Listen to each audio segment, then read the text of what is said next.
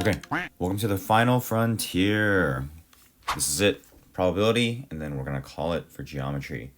So one thing that I want to, oh gosh, my voice just cracked. Gotta be kidding me. Do I keep that in? I think I'm gonna keep it in. Ugh, look at the time that it is, okay? Like, let me, okay, I'm just gonna get started. These two formulas are actually the same, okay? Probability of B given A just means probability of B changes, okay?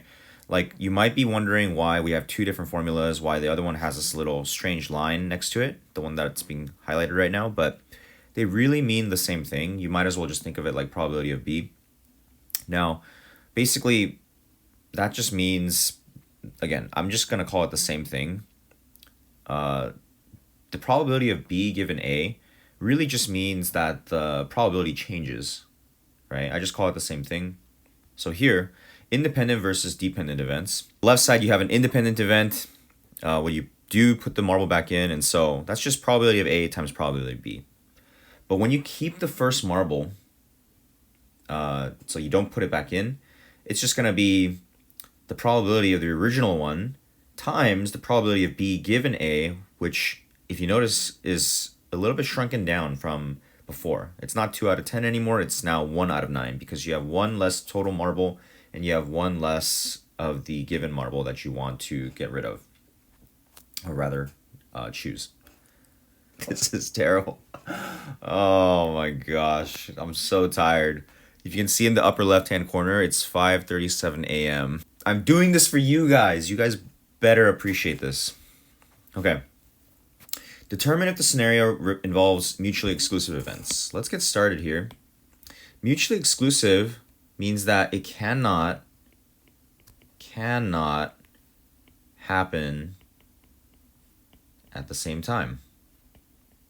Excuse my handwriting.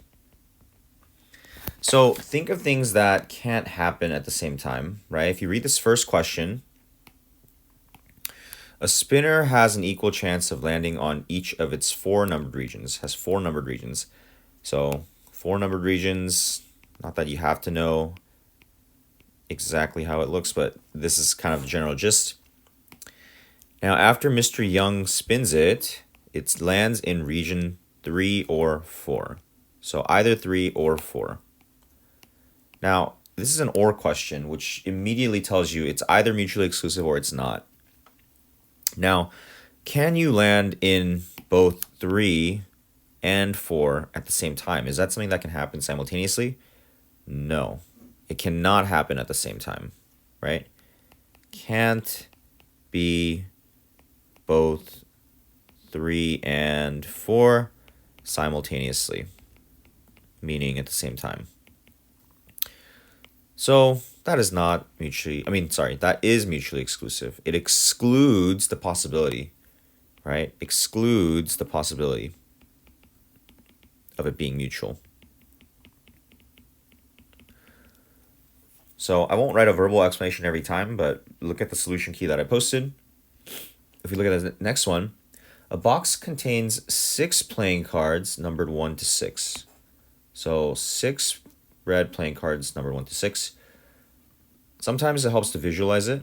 You don't need to do this, but if you can, think about it as, okay, these are all red and they're all numbered 1 through 6. There you go. The box also contains 3 black playing cards. Okay, so 3 black, numbered 1 to 3. 1, 2, 3. Now, Mr. Bung, fantastic guy, he randomly picks a playing card. It is black or has a number greater than 2. There's that or statement again. Let me circle the whole statement, greater than 2. Okay, what's the chance of that happening? I guess we're not calculating probability, but can it be both at the same time? Can it be black? Can it be greater than 2 at the same time? The answer is yes. Look at this guy right here. We have a black playing card and it is greater than 2. So because it can happen at the same time, it is not mutually exclusive, right? It can be both. A basket contains 4 apples, 4 peaches, and 5 pears. Mr. Tung randomly selects a piece of fruit. It is an apple or a peach. Can it be both at the same time? Ask yourself, if you choose a fruit randomly, can it be both an apple and at the same time that same thing be a peach simultaneously? No. Sorry. You gotta be careful with these. Again, even I mess up. It is mutually exclusive. It excludes the possibility of it being both an apple or a peach, right? It can only be one or the other. A basket contains 6 apples and 4 peaches. Again, you can draw it out if you want, but let's just keep going for now. 5 of the apples and 1 of the peaches are stinky. Mr. Jung randomly picks a piece of fruit. Fun fact, technically in Korean, I am supposed to be Mr. Jung. There's no CH for Jung, I guess. I mean, there is, but it's not very common. It is stinky just like you, because you really stink. Or it is a peach. So, stinky just like you. Take a shower, buddies. Or it's a peach. Can it be both? Well, one of the peaches are stinky, so it's both a peach and it's stinky. Again, just as a reminder, just like you. Which means it is not mutually exclusive.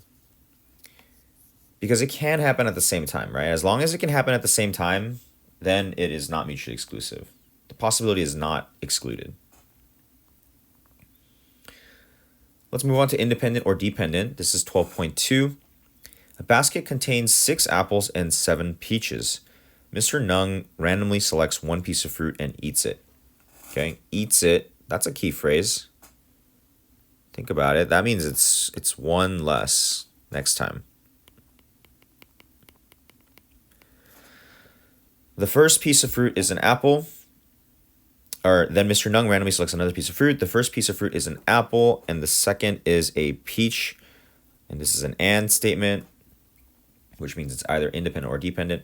Well, okay, if you have 1 less to eat from next time, that means the second time around, it depends on what happened the first time, right? The outcome is different. So because the outcome is different, oh my gosh, what is going on? Puberty, my voice keeps cracking. Dependent. Okay, it depends on the first time that you ate it. Okay, well, Mr. Wang flips a coin and then rolls a fair 6-sided die. The coin lands heads up and the die shows an even number. Okay, so 2 things that we want: to find a heads up or that it's an even number. And this is an and statement. It happens one after the other. Okay, well, think about it. Does a coin landing heads up affect the fact that when you roll a dice or a die, that it's going to be even? Not really. Those are unrelated to each other, right? Like the chance of the first one is 1/2. The chance of the other one is 1 out of 6 because it has 6 sides. They don't really affect each other, right? Yeah. They don't depend on each other. Again, read the commentary that I posted. Okay, there are 9 shirts in Mr. Rung's closet. 4 blue and 5 green. He randomly selects one to wear on Monday and then a different one on Tuesday. He wears a blue shirt on Monday and a green shirt on Tuesday. What is the chance of that happening? Is it independent or dependent? Well, always think of what is the key phrase in these types of questions. In this case, again, tricky.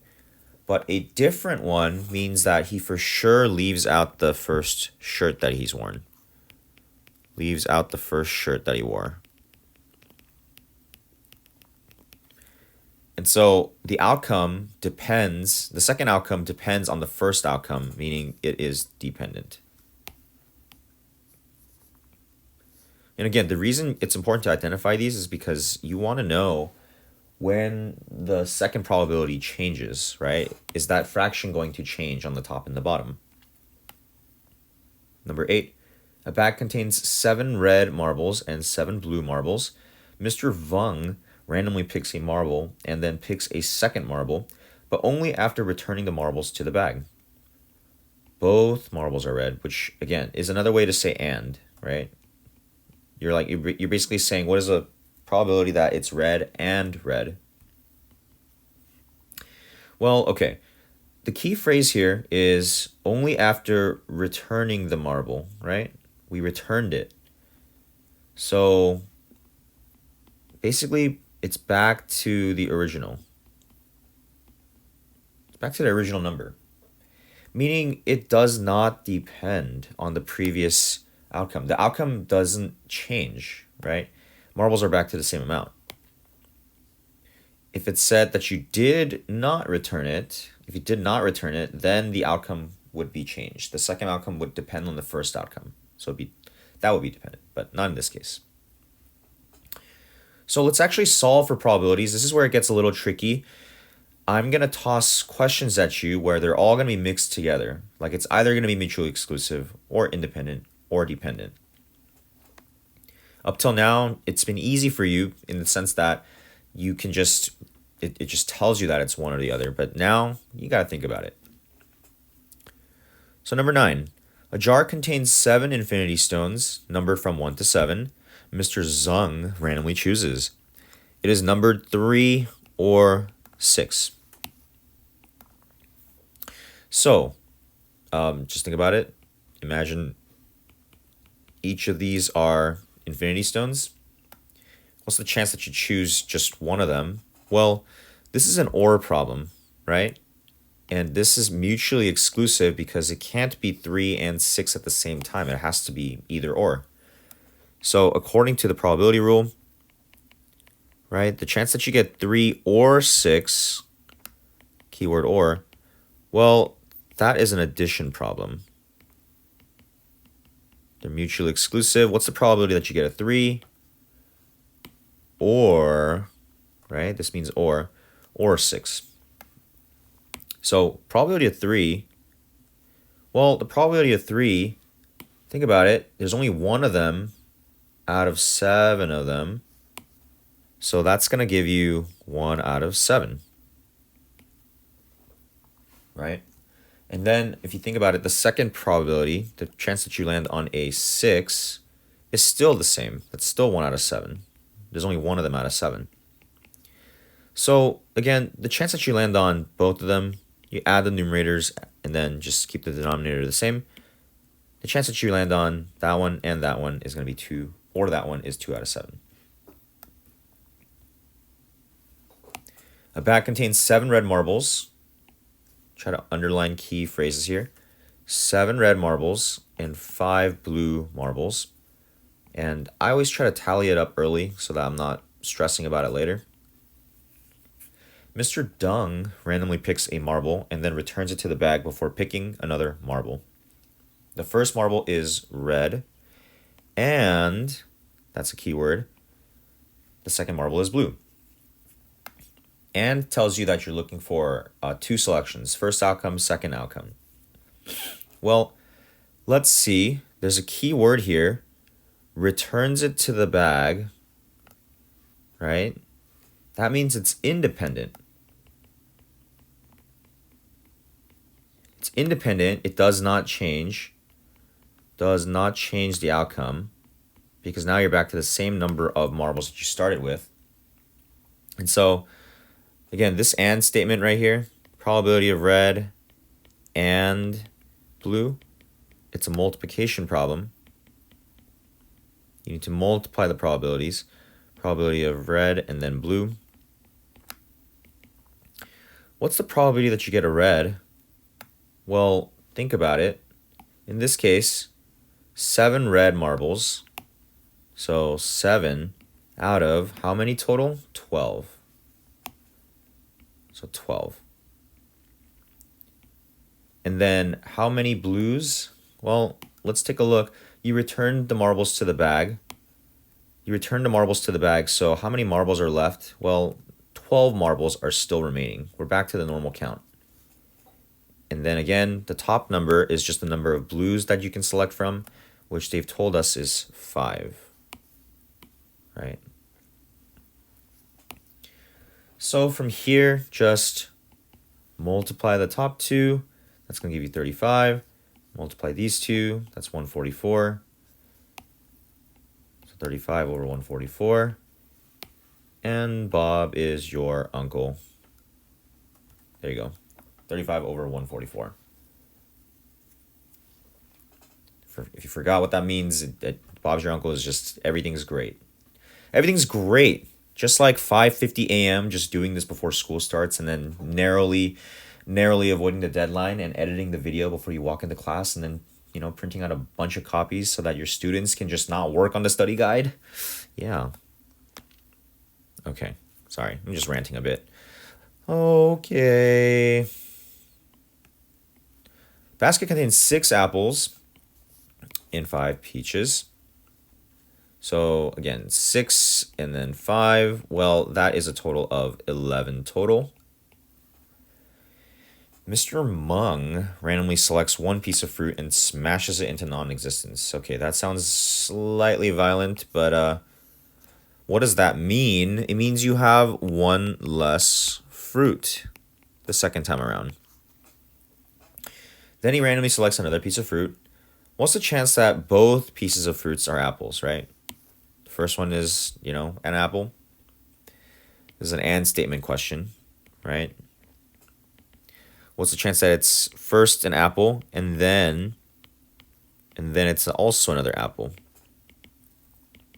So probability of apple times the probability of apple. Remember, and means multiply. Okay, well, the probability of apple, how many apples are there? We have 6 apples out of a total of 11. So again, out of 11 total apples, you have 6 of them to choose from. And this time, be very careful. This guy, okay, crazy guy, he smashed into non-existence. So one less fruit, meaning there's only 10 apples remaining, right? Or sorry, 10 total fruits remaining, 10 total fruits, important distinction. And then how many apples are remaining? Well, there's only 5 remaining, right? It's one less for both. One less compared to these two because we smashed it into non-existence. So from here, it's just a matter of simplifying. This is going to still be 6 out of 11. And then think about it. This guy right here, you can just call that 1/2, 5 over 10. You can simplify it. And then if you multiply 6 times 1, that's going to be 6. 11 times 2, that's 22. I trust that you can simplify it on your own, right? This is going to be 3 over 11 is your answer. And if you're absolutely still not sure why, think about it. You can divide it by 2, right? 3 out of 11 chance. Number 12, a spinner, again, this is a spinner question, has an equal chance of landing on each of its 5 numbered regions. So equal chance meaning they're divided pretty evenly. I'm going to try my best here. Okay, that's terrible, but just bear with it. 1, 2, 3, 4, 5. After Mr. Fung angrily spins it, these guys all have problems, it lands in regions 2 or 5. Okay, I'm just kidding around with this. He has anger issues. He doesn't. 2 or 5. What's the chance of each one of these, right? This is an or question. So it's 1 or the other. 2 or 5. This is mutually exclusive. It can't be one and the other at the same time. So this is probability of 2 plus probability of 5. Not multiplication, right? We're dealing with or. And so probability of 2, how many ones can you do it out of? This is out of 5, right? So out of 5. And then what's the chance that you land on a 2? Don't make this mistake. It is not 2. Okay, that's wrong. There's only one of them that's 2, right? There's only one of them that's 2. So that's just 1. Right? And the chance of landing on a 5 is very similar. Out of 5, you still only have a 1 out of 5 chance to land on this guy. In total, you have 2/5 of a chance, 2 out of 5 chance of landing on that or the other. Mutually exclusive. Number 13. A bag contains 6 red marbles. So 6 red and 4 blue marbles.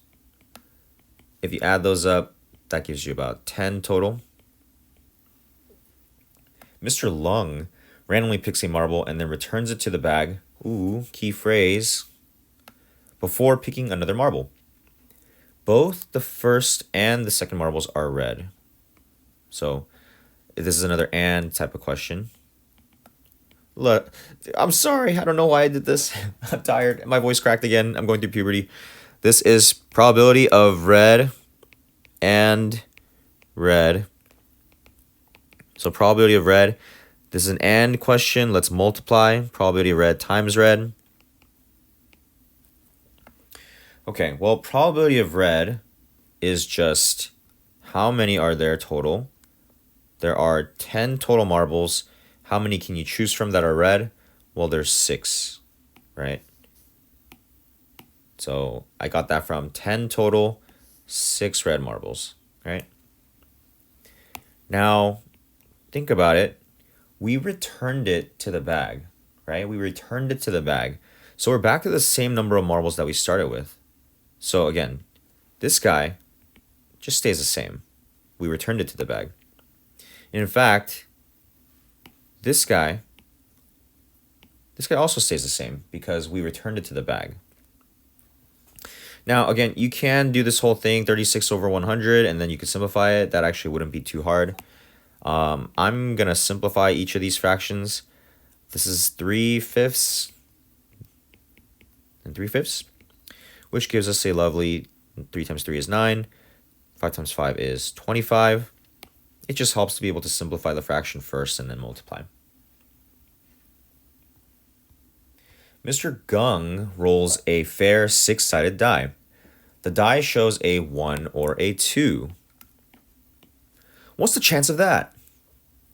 Well, 6-sided die, again, 1, 2, 3, 4, 5, 6. Just imagine a dice, right? It has 6 sides. Just imagine that it's 3D. There you go. So, probability of 1 or a 2. Again, or just means to add, right? You're adding up the probabilities of those two possibilities. So, probability of 1, well, think about it. You have a 1 out of 6 chance. And you also have, if you want to land on 2, that's still 1 out of 6 chances. There's only 1, 2. So 2 out of 6 will be your answer. And man, I really trust you can simplify that fraction, right? You just divide by 2.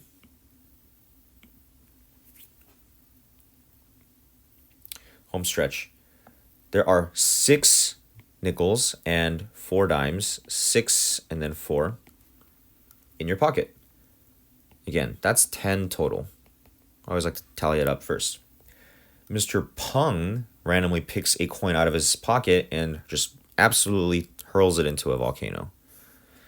Don't know how he found it, but, he's there. Then he randomly picks another coin. The first coin is a nickel, and the second coin is a dime. It's an and question. This is not mutually exclusive. We're trying to see the possibility of it happening like this and that. So probability of nickel and dime. Well, again, and just means multiply. Probability of nickel times the probability of dime. So let's calculate each of these probabilities. What's the probability that you land on a nickel? Well, you have 10 total coins and you have 6 nickels. So 10 total coins and 6 nickels makes sense to me.